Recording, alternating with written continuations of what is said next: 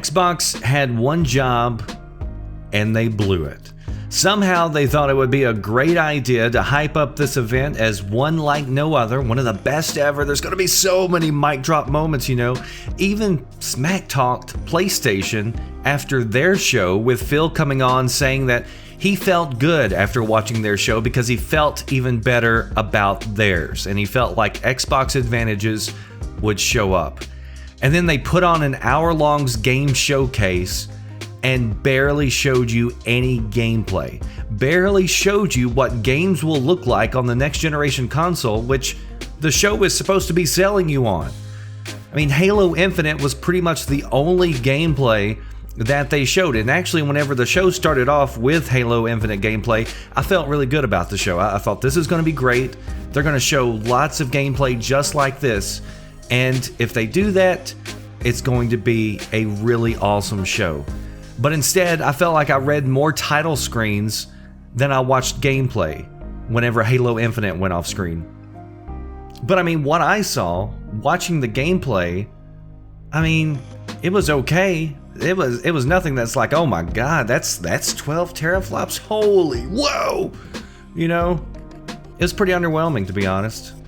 It's generated more memes online than it has buzz for wanting to go buy an Xbox Series X to play it.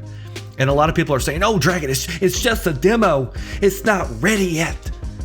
Well, it's the demo that Xbox chose to start their show off of. It's the demo for the most important launch title for the Xbox Series X.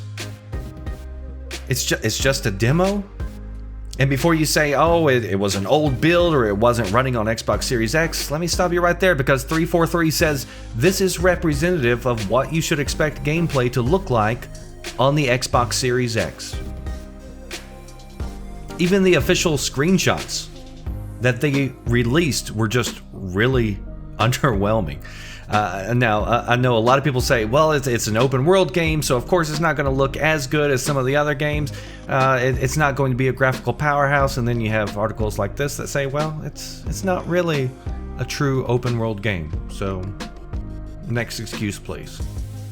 The grappling hook, I mean, using it in game, it looks fun, but it's just like a black line. It looked like I didn't even see a hook. Maybe it's just a grappling string. It just didn't look like what everybody had been hyping it up to be. And that's not to say that it won't be fun.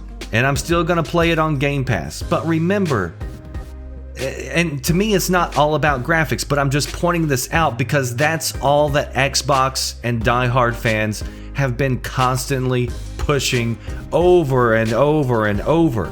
They've been pushing the power narrative. And when you only talk about power and graphics, then don't be surprised when people are actually paying attention to the graphics. I posted a video a few days ago giving ideas on how Xbox could deliver a better show than PS5 did, and my main point was you have to show gameplay. I mean, Sony got beat up because people expected more gameplay, even though going back and looking at it, well, I think you got more than what Xbox delivered. Assassin's Creed Valhalla got beat up at the last Xbox show because people expected gameplay. I mean, it's so simple. That's what gamers want to see. They want to see gameplay. Yet virtually every game followed the same formula. Show a character out in the environment, play some music, and then flash a title screen. It was hardly nothing but cutscenes. And this is people's first impression of your next-gen games that you're, again, trying to sell them on why they need to upgrade to the Xbox Series X. Now, we did get confirmation Fable is being made, which I'm glad. That was actually probably the highlight for me, even though I saw no gameplay. I got to see a frog and a fairy. Okay. But then I get online and I'm reading that this Fable is expected to be an MMO, tying in with Phil's desires to have more games as a service. And I'm not gonna lie, that kind of killed the vibe for me a little bit. Hopefully it's not true, it's just a rumor at this point, but whoever put it out had, a pretty good track record. Then you have Forza Motorsport, doesn't have a number beside it, so again, possibly another games as a service where they're just gonna have a game and then continually add on to it. And they're in the early development stages for that, so don't expect to be playing that anytime soon. Halo Infinite, 343 says don't expect Halo Infinite 2 because they have plans to just keep on adding on to Infinite for the foreseeable future. Again, sounds like another games as a service game. Now, I'm not saying that games as a service, can't be good. I mean, Sea of Thieves ended up taking off, although it released barely with any content at first. Some people really like how Destiny is going. That's cool. It's not for me, but whatever. But at the same time, it's a bit concerning to me to see some of these really huge games that I've loved for years sort of moving in that direction. Now, that's not to say that there weren't some games to be excited about. You had Avowed, which was Obsidian's new RPG game, which kind of gave some Elder Scrolls or Skyrim vibes. But, I mean, you didn't see any gameplay for it, so, I mean, it's hard for me to get that excited about just a name or an idea.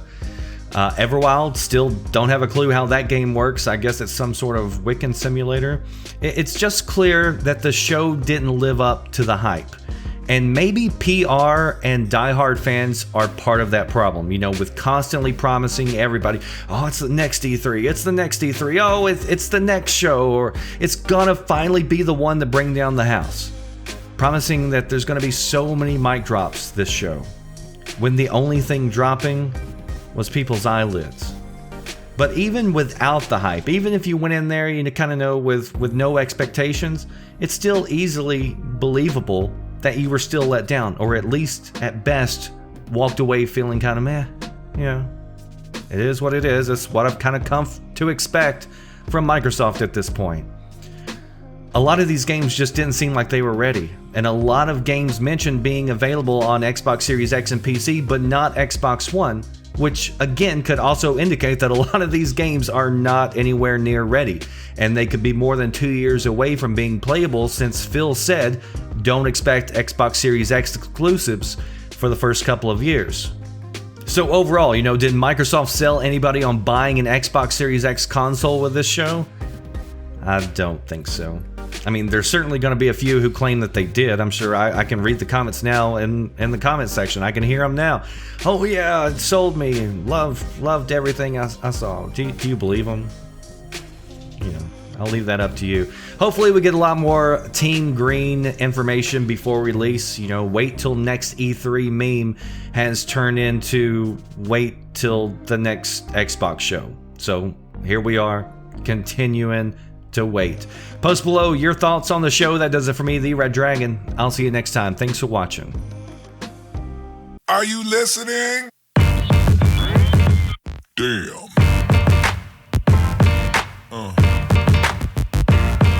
Yeah.